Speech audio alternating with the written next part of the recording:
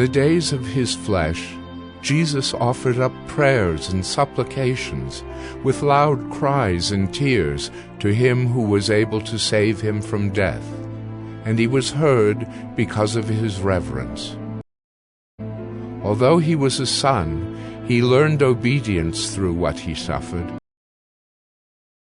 And being made perfect, he became the source of eternal salvation to all who obey him, being designated by God a high priest after the order of Melchizedek.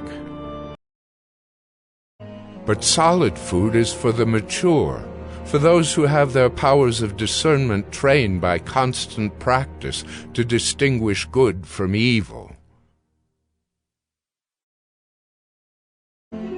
For land that has drunk the rain that often falls on it and produces a crop useful to those for whose sake it is cultivated, receives a blessing from God. And thus Abraham, having patiently waited, obtained the promise. We have this as a sure and steadfast anchor of the soul, a hope that enters into the inner place behind the curtain, where Jesus has gone as a forerunner on our behalf, having become a high priest forever after the order of Melchizedek. Consequently, he is able to save to the uttermost those who draw near to God through him, since he always lives to make intercession for them. For it was indeed fitting that we should have such a high priest, holy, innocent, unstained, separated from sinners, and exalted above the heavens.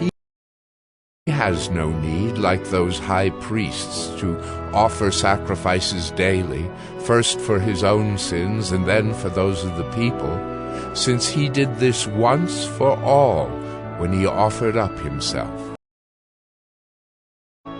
For the law appoints men in their weakness as high priests, but the word of the oath, which came later than the law, appoints a son who has been made perfect forever.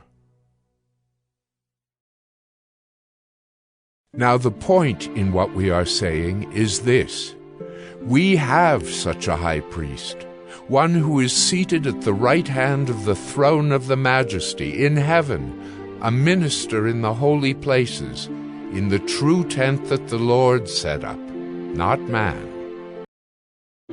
For if that first covenant had been faultless, there would have been no occasion to look for a second. For this is the covenant that I will make with the house of Israel after those days, declares the Lord. I will put my laws into their minds, and write them on their hearts, and I will be their God, and they shall be my people.